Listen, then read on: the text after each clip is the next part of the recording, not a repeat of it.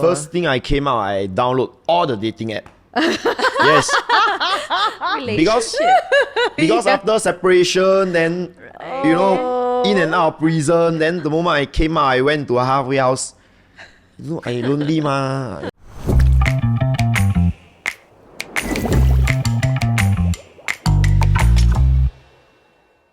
Hi, this is Jean Danker and welcome to another episode of the Are You OK podcast. Today we have ex-convict, recovering addict, entrepreneur, video content creator. Please welcome Simonboy. Hi, Simon. Hello. Wow, so many titles. Natalie. You are.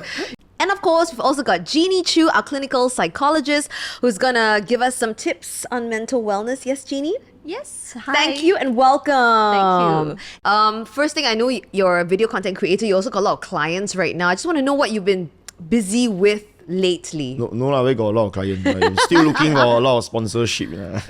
So recently, I'm just trying to really hustle and just trying to take care of my mom. How is your mom? I heard she had a stroke recently. On is that June, right? she had a stroke. She had a fall. Then, so she suddenly, she just stopped working and right now she's recuperating quite well. Okay. She can walk and but I told her it's time to retire don't work anymore. So my brother and I are taking care of her right now. How old's your mom right now? 68. And she's okay with letting you guys take over and take care of her and all that? She's a very hyperactive person, so she loves working and she's very active. So right now she's trying to adjust her mental, emotional, all this. Sometimes she still throw tantrums, all this because every day she sit at home watch TV. From working every day to sitting down every day, she's trying to adjust. A bit hard, right? Now I love your content on TikTok, Instagram.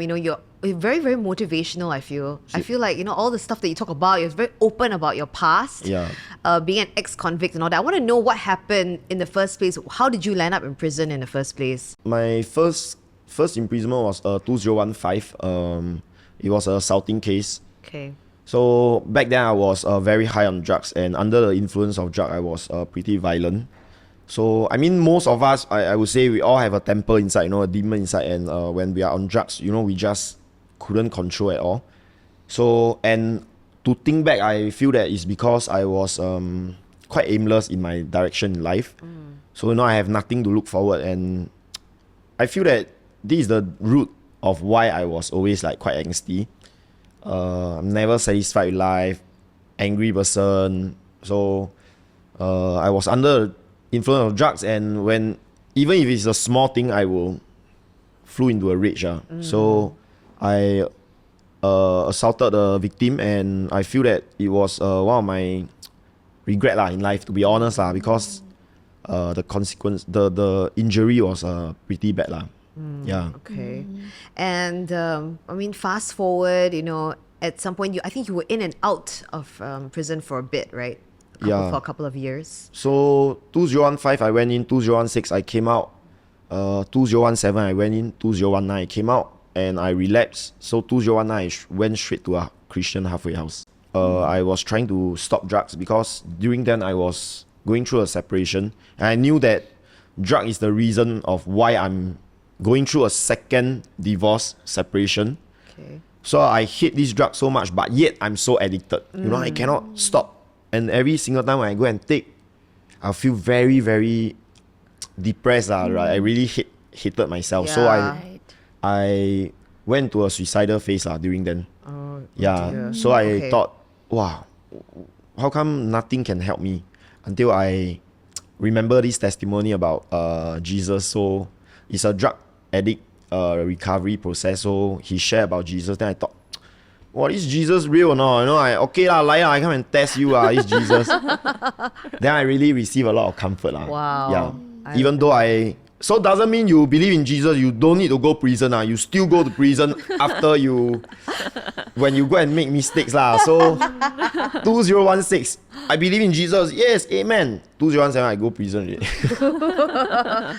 I'm actually curious, what made you take drugs in the first place? Because what I'm hearing, there were phases of ups and downs, right? So there's this depressed period, and then there was suicidal thoughts. So I believe there's some sort of hopelessness that got you to kind of maybe connect with God. But like at the very beginning, what made you turn to drugs? I think it's so during when I was 16, I left school. So I feel that back then I was very immature. I was thinking, yeah, I'm 16 I still got a lot of time, still got 18 years old, then I need to go NS, so I can play so I go and try drugs. Then the moment I try this, to me, all the drugs is the same. There's no soft drug, hard drugs.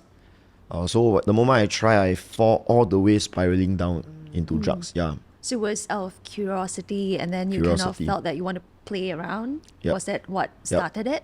And then subsequently, as you got hooked onto it, right? Like what made it hard to be honest, I feel that maybe many people may think it's a bit long to realize that when I was an addict, when I'm an addict, it was about 23 to 24 years old. Then I realized that, I think 24 to 25. So from 16 to 24, 25, about 8 to 9 years. Then I realized, oh shit, I'm an addict. Yeah, and I couldn't turn back really. I really couldn't turn back really. And when I was still 20 plus, I feel that maybe I was still young. I mean, back in my head, I got this feeling. I didn't really go and think about it, but it didn't really concern me that, I'm old already, Until this recently, I feel, hey, I really old already. So the moment when I tried to want to quit, I couldn't make it really. Yeah. Can I ask about how the time was at the halfway house? Was that a difficult time? I went into the halfway house with a broken soul, basically. Before I went to the halfway house, I actually went through a suicidal phase for maybe 1 to 2 months. Every single day I was thinking of dying. So every time I walk past a high level or even the overhead bridge, I will look down.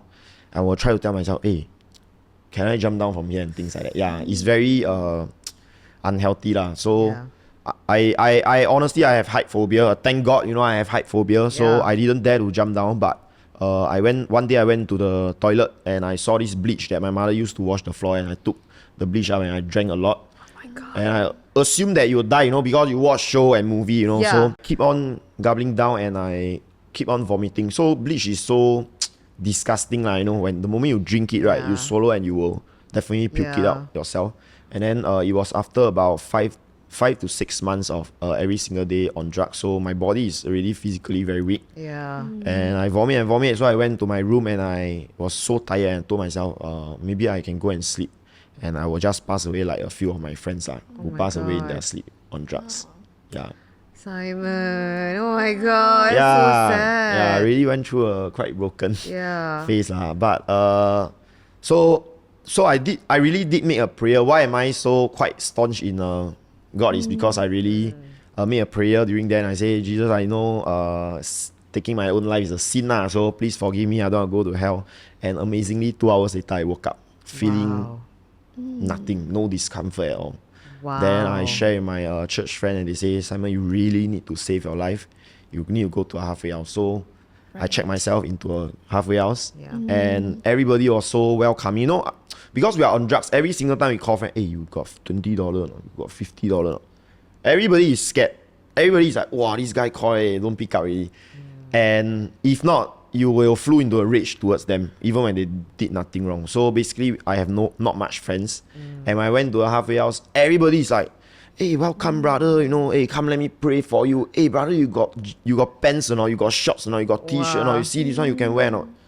So straight away, I received the love of God. Yeah, from a broken soul with no friends, going in, 40 to 50 brothers coming and pray for you, give you t-shirt.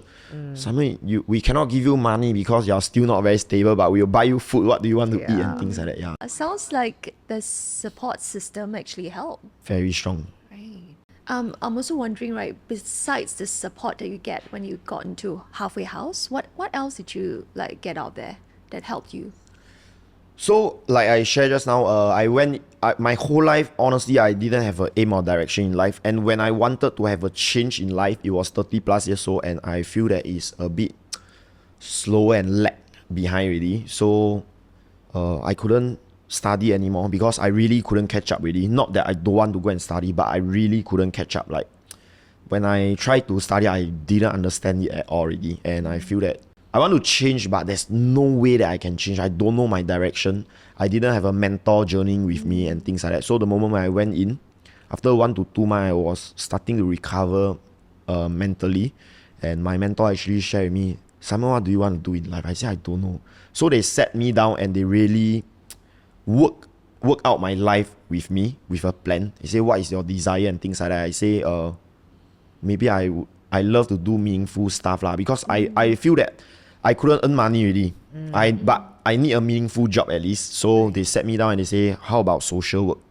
Because it seems like you are quite, how to say, you can speak to people lah. Yeah. So I thought, hey, wow, so good idea. Then they are planning to send me to all these courses. Yeah. So there's like a clear purpose that you kind of found, and then there's also established steps that you could take to achieve, whatever that you wanted to achieve. So this is the very beginning phase, the moment when I enter. So it gives me a reason to continue staying on. Right. Yeah, because staying in a halfway house, it's a non-profit organization. The salary for us is not high at all. So it's also another struggle lah. Yeah. Yeah. How long were you there for? For 2 years. 2 years. Okay. Yeah. And then when you came out, what was the first thing you did, or did you try to find a job? Or? First thing I came out, I download all the dating app. Yes.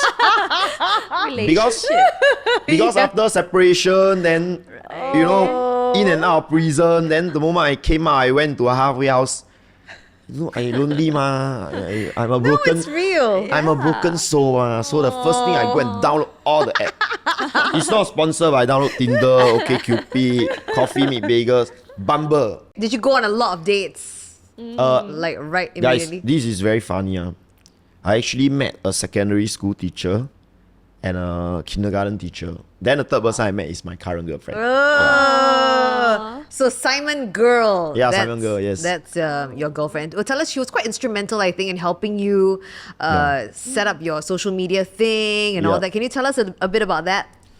So when I met her, everybody know I was riding my bicycle, doing food delivery. I have only $50 in my bank, to be honest. And she stick with me, and she's also working a very normal job lah, like normal salary, and she trusted in me lah. She trusts me lah. So the moment when I started, so we were together about 2-3 months before I started my social media. She basically, she was really with me all the way since even nobody know me. When I walk on the road, nobody give a shit about me and things like that. So slowly we journey together, and I told her my plans. I only promised her one thing. I said I will work really hard given an opportunity. And then we started my merge together, Chance, and even the website she didn't know how to do, but she go and Google and learn step by step to set up. So she helped you with that as well. Wow. Yeah. So I merged is my first business, and I didn't have capital. And I told her, I said, hey baby, can you lend me money to do this t-shirt? And because she's very thrifty lah, she don't spend money. And when I asked to borrow money from her, she didn't hesitate. She said yes. And then the next day, she still reminded me. She said, hey baby, if let's say we didn't make it right, it's okay. So in another word, she's telling me, if let's say we don't make back the money or we don't earn right, you don't have to return me in a nice way. Because she's not, I'm quite, man is quite egoistic. So I don't, so all along, I don't like to use her money even when we are very broke. So I will tell her, hey, we go and have hawker food every day. Yeah. That's really sweet, man.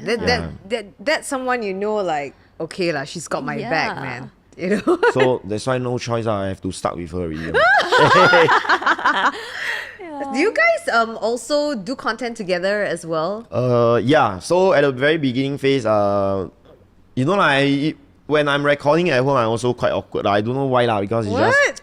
Yeah. When I'm recording myself, the first few videos is very awkward. So even when I ask her, hey baby, can you help me to record some video?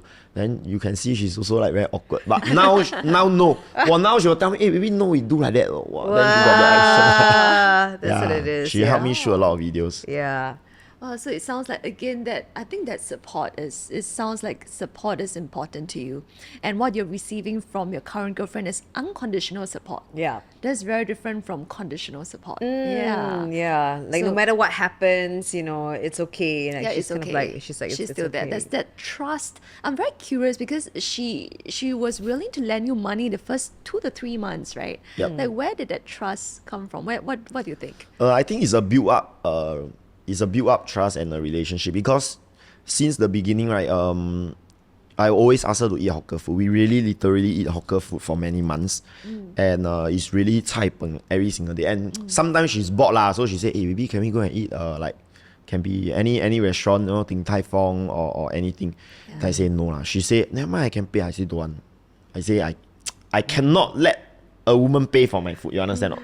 So even when we are broke, but we are still prideful. You understand? Not? Yeah. Yeah. So she know that I don't spend her money on. Yeah. The good thing is that my merch really sold out in one night. Wow. Yeah, 12 hours. Awesome. And I think it started to grow from there. And I remember this first. It's really not a lot of money. The profit is 2,000 plus, but we were so happy. It really. Yeah. So I started. My bank. That was my first time I have money in my bank, and we really rolling from there. And Okay.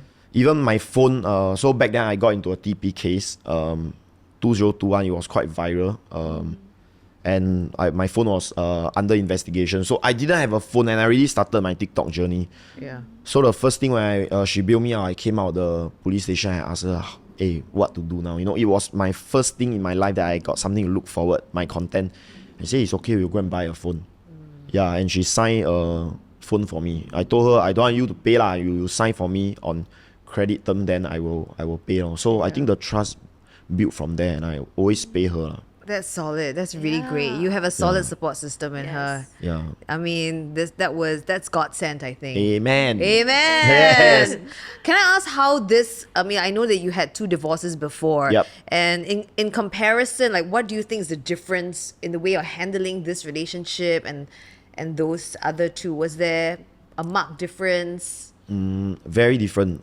Back then, I was very immature, and I think that, I love her. We can get married, but things are not so simple. A real relationship doesn't work just because you both love each other. There's a lot of things to consider: finance, plans, goals, and mindset. The direction in life. So this time around, I'm very careful. Like at the very beginning phase when we were together, I have a lot of temptation for drugs. A lot of temptation, especially before I started my content journey. And I always remember her. I like, hey, because I'm looking for marriage lah. I want to have kids again. I want to have a healthy family. I will remind myself, hey, I cannot go through the 3rd time divorce or losing a very good relationship lah. So I really did. There's a very 2 to 3 times very, very strong temptation, and I told myself, hey, I have her already, I cannot disappoint her. Yeah. She really trusts me lah. I mean, honestly, she know my background. In and out of prison, 16 years on drugs, 2 divorce, $50 in my bank. She still stick with me. So now, right, when you have the temptation to go to drug, right, what's the intention? What's the purpose or the reason? The temptation, because are you trying to cope with some stressful no, situations? I think a long time addict is not about all this anymore. No, it's really just you are just addicted. It's just that simple only. Right. You want that, you enjoy that kind of high and things like that. But every single time you take, you relapse, the high is just different really. I see. And do you think it's because like your body remembers it, or like there's irreparable damage from just taking drugs for that long correct. amount of time? So short-term abuser and long-term abuser, I feel that it's very different really. That kind of high, and the kind of high is different, and the kind of hangover is also very different. Okay. So for short-term, maybe you don't get that hangover that much, that withdrawal, but for long-term abuser, the moment when you relapse, the high is little, but the hangover is so much. Oh, I see. Okay. It might be because of tolerance level. So long-term user might need more to Yep. get that satisfaction level. Right. So which is why the more you take, right? Basically it's like hangover, right? So the more you take, and the worse the hangover is Yep. in that Correct. sense. I So see. it sounds like it starts from that craving. The body kind of adapts to that high, and it just constantly crave for it. So which is why I think is sometimes you get that temptation, right? Yep. And I'm very addicted to methamphetamine, like they call ice and cough syrup. So to be honest, I feel that methamphetamine is really a devil's drug. Yeah. It really twisted your mind in a very bad way. Yeah. How often you get the temptation to, fall back into taking drugs, and what do you do to stop yourself? The moment I started my TikTok journey, I received a lot of encouragement Yeah. after I share my life story. And I really remember all these comments that they share with me. Simon, I believe in you. You're going to make it. Don't disappoint us. We all support you. Things like that. We are so happy for you. All these messages keep playing in my mind. Yeah. And I feel that I don't want to disappoint so many people. And maybe last time I feel that not much people are supporting me. I feel lah, but of course my family, they are supporting me.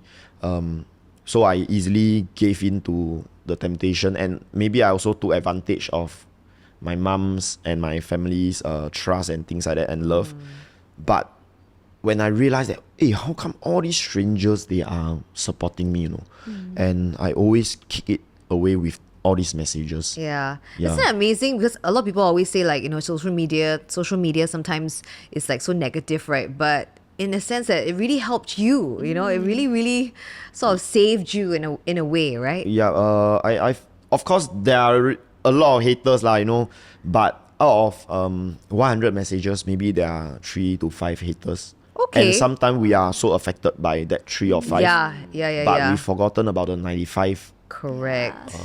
Yeah. encouragement from the public. So I always remember this thought, and the moment when I started my videos, I told myself I will never ever reply to all these hate messages. Yes, I was just gonna ask, like, do you reply? Do you engage with them? No, right? Not Yeah, you at shouldn't. all. Yeah. That's the way to handle it for Yeah. sure. Any form of engagement is reinforcing that behavior. Yeah. So the best is And to it just also stay shows that clear. you are very affected. Correct. But to be honest, everyone will be We're affected. only humans. You're going to be affected. Yeah, I feel that every single one, they will be affected, and all these haters, like they just enjoy doing that, no. But I also don't understand. I feel that they are not really happy with their own life. Yeah. That's what I feel. It comes from somewhere. I mean, it's always a reflection on the person, not on you, right? The Yeah. person that's saying all these things online or into your face is usually a reflection of what they are going through, Yeah. isn't it? I want to ask a little bit about Luke. I know you and Lukey used to do content together, and then recently you guys are not doing content together. Is there a we reason broke up lah, why? we broke up. Yeah, what happened? What happened? Is it amicable split or no? What is amicable? Amicable, like both okay, like okay, bye bye, okay, not like good yeah. split, not fighting type, like at the end. We started, very close friends, and we started to do that videos together, Bluebird, and we receive a lot of support, like when we pair together, we have a lot of love from the public and our followers. But after journeying a few months, I feel that, so I keep on exploring because I really need to monetize. Yeah. Because this is my full-time career, right? So I explore until Hokkien skits and Chinese videos. And it worked for me. It worked really well. And I share openly to Luke why I decided to leave Bluebird first. And I say that I really need to take care of this rice bowl because my mom is old. And I told him my plans, and he also said that Simon, your Hokkien videos are doing really well. You really need to go and explore. And he gave me his blessing. Okay, yeah. Yeah, he really gave me. I can tell you honestly, Luke is a very, very good friend.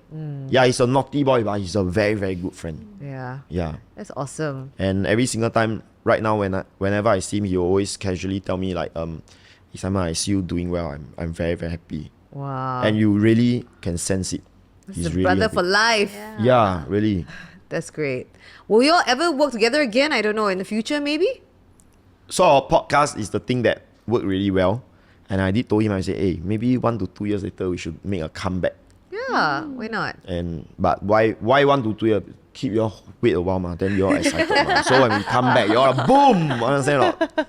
Yeah. I want to ask, like, what is next for you? What are you working towards right now, and is there anything else that you would like to do? I'm honestly, my biggest worry is content is never stable. Okay. This year you can be doing very well, but next year maybe there's no job. So I need to take care of my family. I mean, I'm the caregiver right now, so I'm trying to explore into other business. Yeah. Okay. Like I'm looking into other business, maybe start from something small. Okay. Yeah. Can I ask about your tattoos? Yep. So actually I did all my tattoo when I'm on drugs also. So the planning and the thoughts of it, the consideration wasn't there. And back then I just want to have tattoo, because like suck ma. So people always ask me, hey, why you do tattoo? I say because of suck lor, there's no reason one. What's the meaning of tattoo? Because suck lor. Like that. So until I do, then I got bored of my old tattoo, so I go and cover everything black. Whoa. Yeah. Okay, did that hurt? Hurt crazy. As I grow older, I cannot really take all these tattoo pins. Yeah. Is it full all the way up? Yeah, it's full, but here I haven't completed. Okay. Yeah. And do you are you fully tatted as well? Like sticker book lah, very ugly. All my tattoo all very very jialat one really. So they always ask me, hey Simon, what's your nicest tattoo? I say my neck. Thank God my neck is the nicest. That's really nice. Can I see that? What is that? But the rest is all rubbish. Oh man, would we ever consider like lasering all of it? Cannot. Too painful, right? I did laser my forehead tattoo. Yeah, so I have a lot of stars here. I did when I was on drugs, and then I was so high. I couldn't really remember the tattoo procedure. But the moment I wake up, I look in the mirror. Hey, what the hell is this? I was like so sad already. No choice. Yeah. You didn't remember the pain or like no, the I don't really remember much really. Wow. Okay. That's crazy. So Simonboy and Simon Girl, things are going very well. So is there going to be a Simon wedding soon or something? Simon baby. Simon baby. I'm 36 already. So if next year I get married, it's 37, and if we have a kid, pregnant, 38, give birth, then maybe rest 1-2 years, we have to have a second one maybe. So you have it all planned already. Next year, okay, I don't want to say so much. Next year, okay? Yes, correct. Next year, really planning I haven't already. proposed. I you don't want to marry me.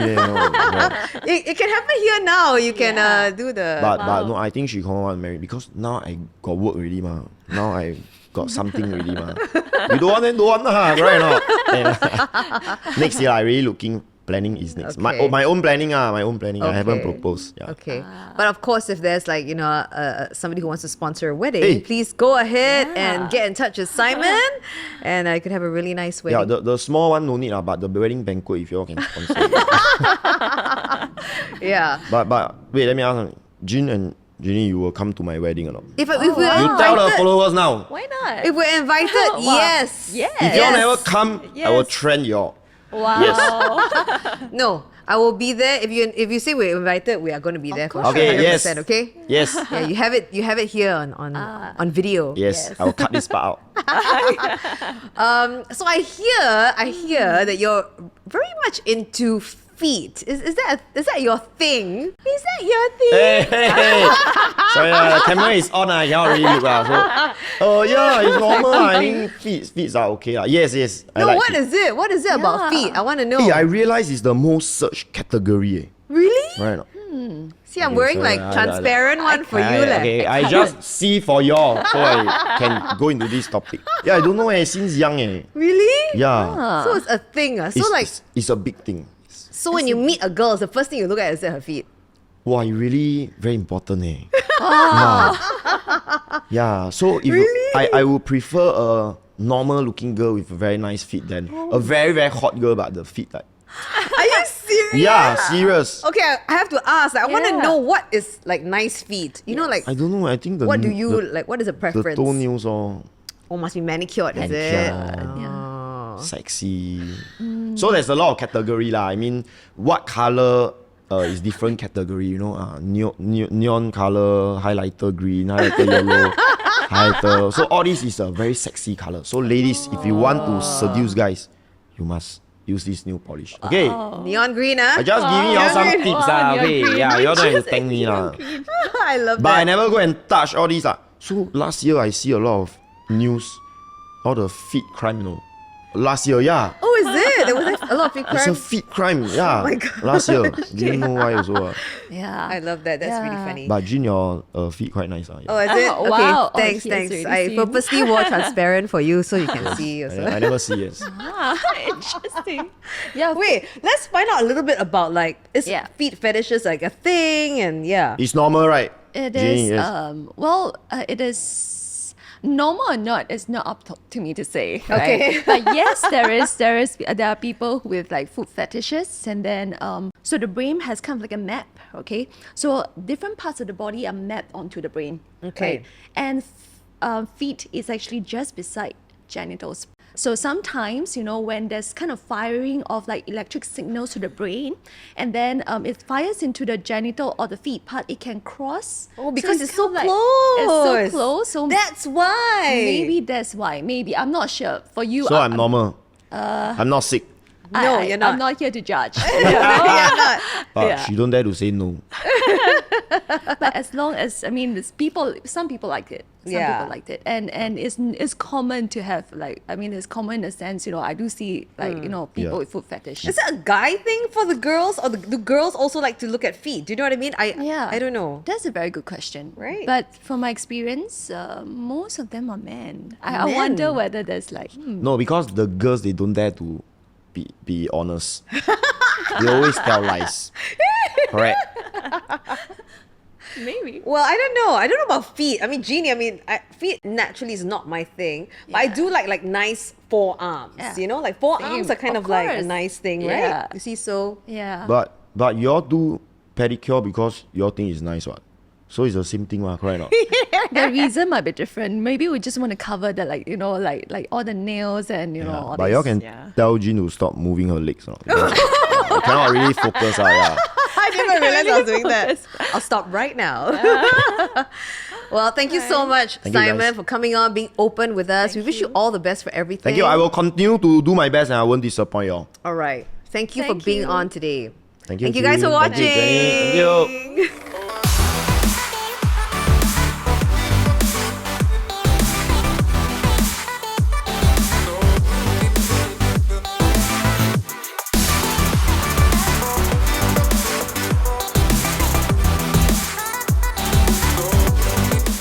She could tell the story from me. Yeah, she would take 10 minutes to do it. So I'll summarize it quickly.